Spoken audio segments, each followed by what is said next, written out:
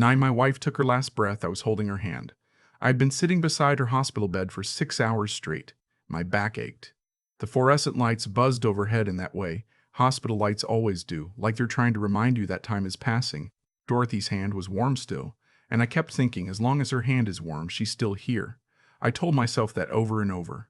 She passed at 11:42 in the evening, a Tuesday. The nurse came in quietly, checked the monitors, and looked at me with that expression they must teach in nursing school. The one that says everything without saying anything. I nodded. I knew. I sat there another 10 minutes before I did anything. I just held her hand. I listened to the silence that had replaced the beeping. Outside the window, the parking lot lights were orange and everything looked still. Then I took out my phone and called my son. He picked up on the third ring. I could hear music in the background. Laughter. The sound of glasses clinking. Dad? Hey, kind of in the middle of something. I said, your mother is gone, son. There was a pause. Then he said, what do you mean, gone? She passed. About 10 minutes ago. I'm still at the hospital. Another pause. The music got quieter, like he'd stepped into another room. I mean, Dad, she's been sick for 2 years. We knew this was coming. I didn't say anything. Are you okay? No, I said. I'm not okay. And then his wife's voice in the background asking who it was, and I heard my son say to her, not to me, it's my dad. My mom died. And I heard her response, clear as anything. Well, we're already here. Can't it wait until tomorrow? And my son said, back into the phone, Dad, I'll call you in the morning. Try to get some rest. He hung up. I sat in that room with my wife's body for another hour before anyone came to ask me to leave. Dorothy and I had been married for 31 years. We met at a 4th of July party at a mutual friend's house in Columbus, Ohio. She was wearing a red sundress and laughing at something, really laughing, head back, completely unself-conscious. I thought, I want to make her laugh like that. So I introduced myself and spent the next hour trying jokes until one finally worked. We got married 2 years later in her mother's backyard. Nothing fancy. 50 people, a rented arch covered in white flowers, her father crying through the whole ceremony. I wore the same suit I'd worn to my college graduation. Dorothy said it didn't matter what I wore, that she wasn't marrying my suit. We built a life together the slow, ordinary way. I worked in industrial equipment sales for a company based out of Cincinnati. Dorothy taught 4th grade for 22 years, then moved into curriculum development for the school district. We bought a house in Westerville, a suburb outside Columbus, when our son Aiden was 3 years old. 2-story colonial, white shutters, a yard big enough for a dog, which we eventually got. A golden retriever named Chester who lived to be 14 and left a hole in the house that never quite filled. Aiden was our only child. We'd wanted more, but it didn't happen, and after a while we stopped trying and just focused on him. He was a good kid. Smart, a little introverted, loved baseball, loved building things. I coached his Little League team for 4 years. Dorothy sewed his Halloween costumes herself every single year, even when he was in high school and told her he was too old for it. She did it anyway and he wore them anyway, grumbling just enough to save face. Things started to shift when he went to college. Nothing dramatic, just the gradual loosening that happens when a kid leaves home. He was at Ohio State. We saw him on holidays, talked on the phone on Sundays. It was fine. Then he met Natalie. She was in his MBA program. Sharp woman, no question about it. Driven. Her family was from the Chicago suburbs, old money in the way that doesn't announce itself, but you can feel it, the particular confidence of people who have never had to worry about a water heater breaking or a car not starting. She wasn't cruel to us, not at first. She was just distant in a way that read, at the time, as shyness.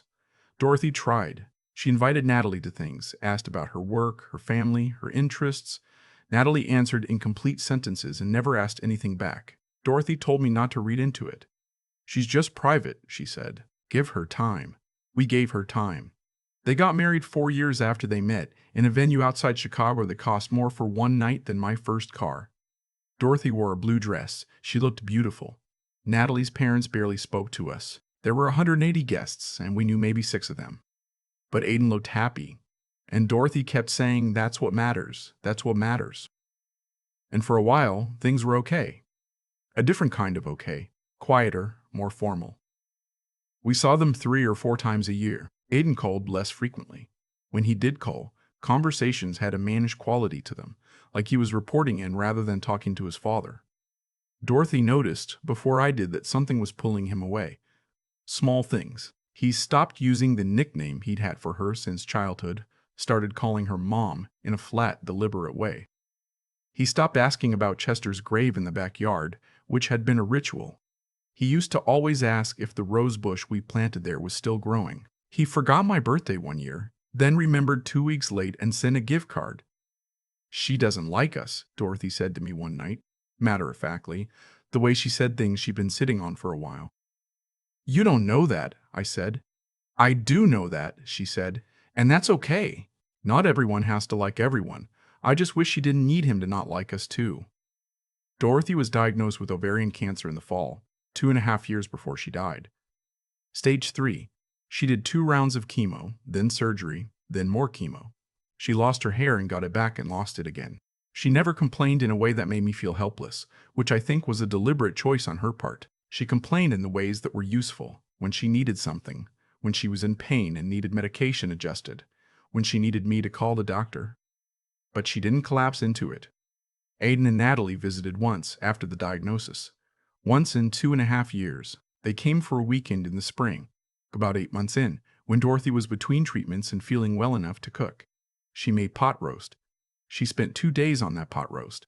Natalie ate about 4 bites and said she was watching her sodium.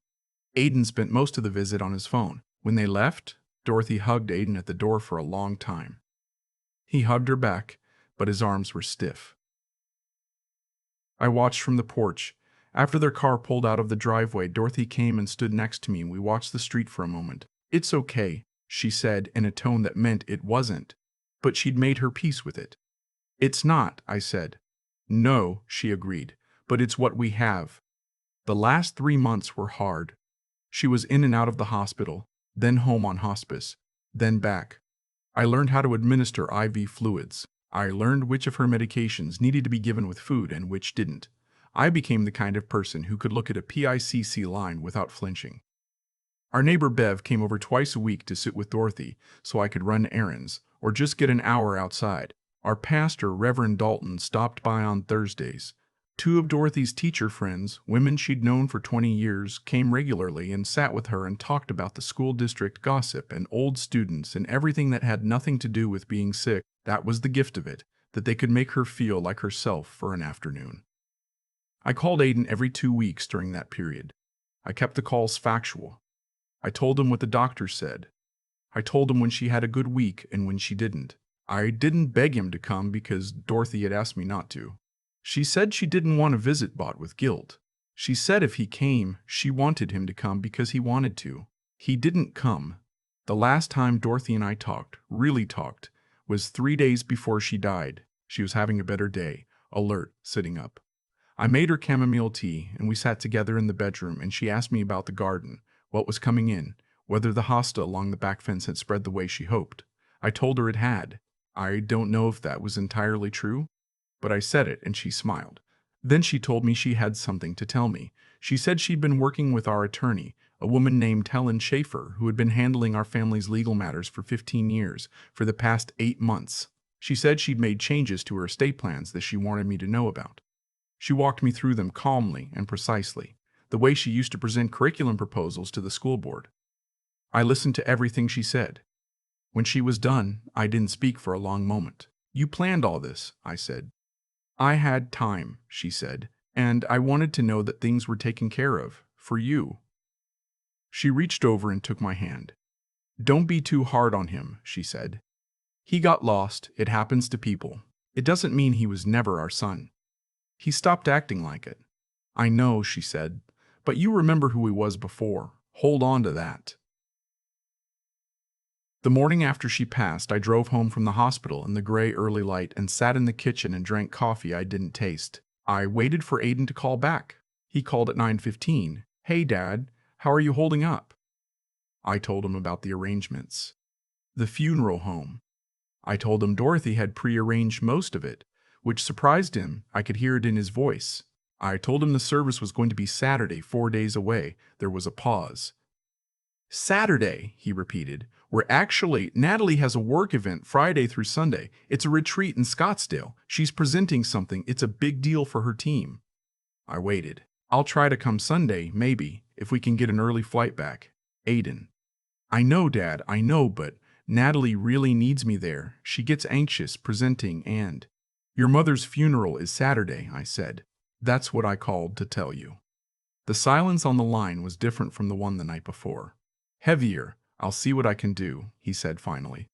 He didn't come on Saturday. Bev sat next to me. Reverend Dalton spoke. Dorothy's two teacher friends both gave readings she had chosen herself, from Wendell Berry and Mary Oliver.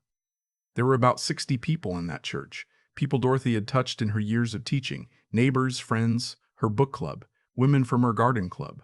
Her cousin Fran drove up from Kentucky. Her college roommate Patricia flew in from Portland. Aiden was not there. At the reception afterward, in the church hall, I shook hands and accepted hugs and said thank you many times. Reverend Dalton stayed the whole time. At one point, he put his hand on my shoulder and just stood there with me for a moment without saying anything, and that was the most comforting thing anyone did all day. I got home at 4 in the afternoon, and the house was very quiet.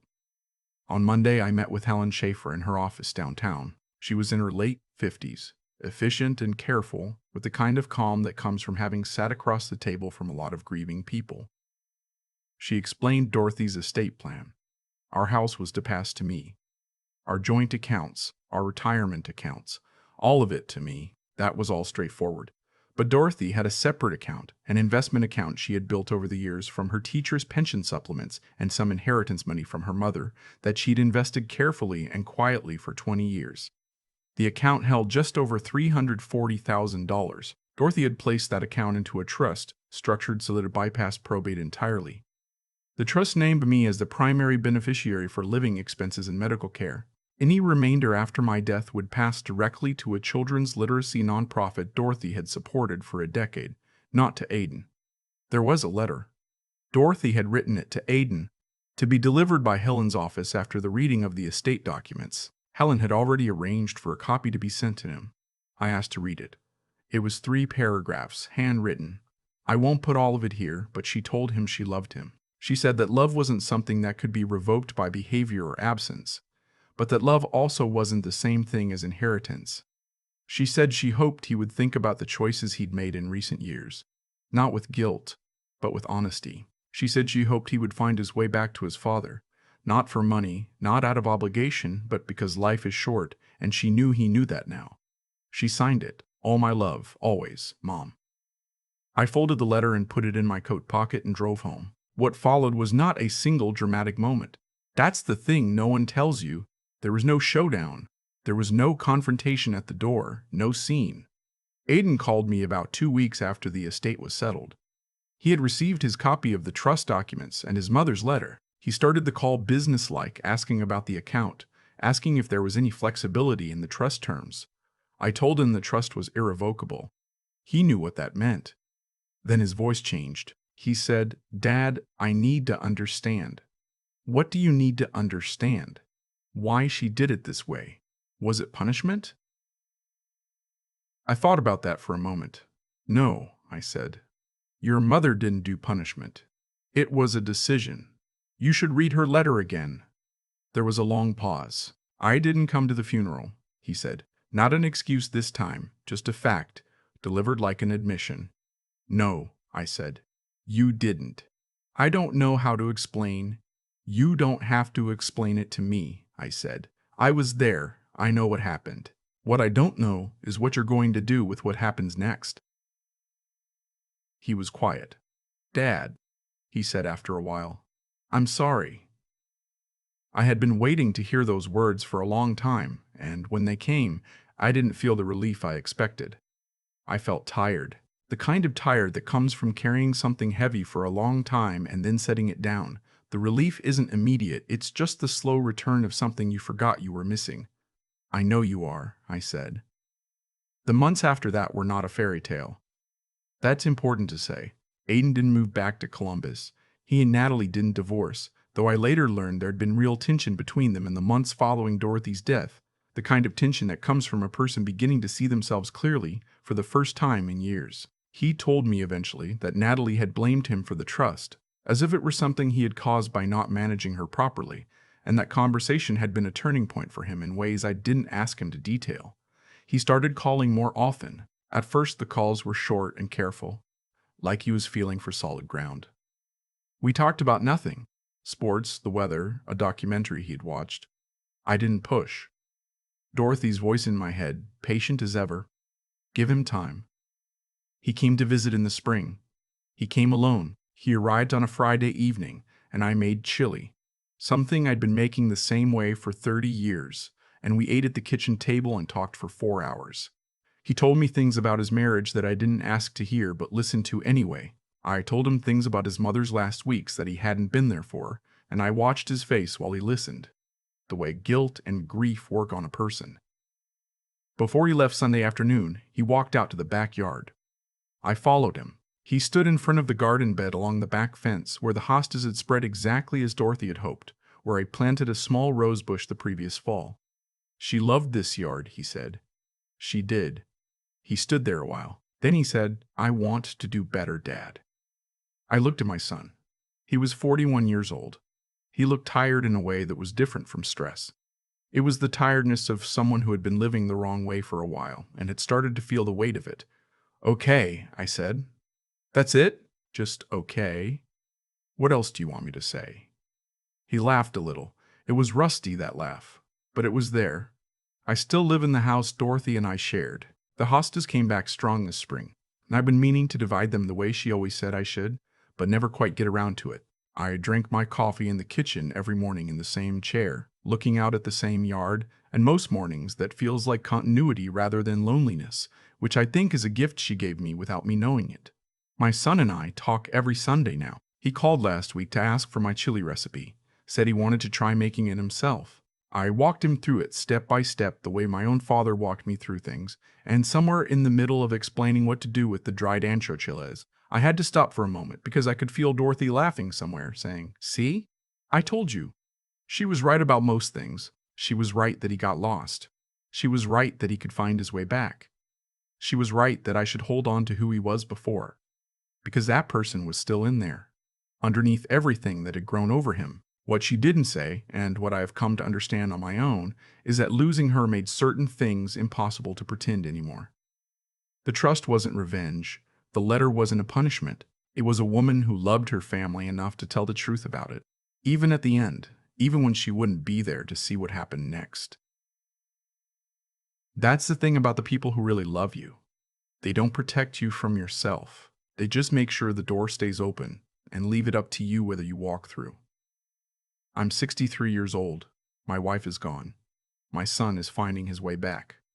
The garden is doing what Dorothy always knew it would. That's where I am, and most days that is enough. I've thought a lot about cause and effect since Dorothy died, not in any mystical sense, just the plain unglamorous mechanics of it. The things we choose, quietly and repeatedly over years, add up.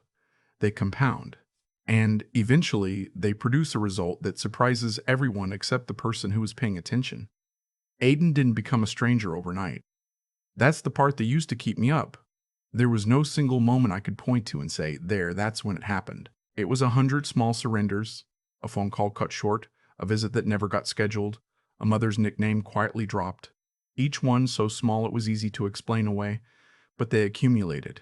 And by the time Dorothy was in a hospital bed, the distance between her and her son had grown so wide that a simple phone call couldn't cross it. I think about the choices I made too. I stayed quiet when I shouldn't have. I accepted "will come soon" when I knew it wasn't true. I didn't want conflict. I told myself I was being patient, being gracious. But looking back, I think I was just afraid of what honesty might cost us. The irony is that the silence cost us far more. Dorothy wasn't afraid of honesty. She never was. That woman spent 31 years teaching 9-year-olds how to read, and one thing she knew about children, and people in general, is that you don't help them grow by pretending the truth isn't the truth. You name it, gently, if possible. Clearly, always. That's what she did in that letter to Aiden. She didn't rage. She didn't catalog his failures. She just told him the truth about what had happened, and trusted him enough to do something with it. That's what I mean when I say she was the smarter one. Aiden is doing the work now. I watch it happen slowly on our Sunday calls. The way he asks questions he never used to ask. The way he stays on the phone past the point where he used to find an excuse to hang up. It isn't easy for him and he doesn't pretend it is. There's a kind of courage in that. Showing up to repair something you know you broke without any guarantee that it's fixable. I respect it more than I would have respected an easy apology. What I've come to understand, in the years since I sat alone in that church pew, is this: the people who love you most aren't always the loudest in the room.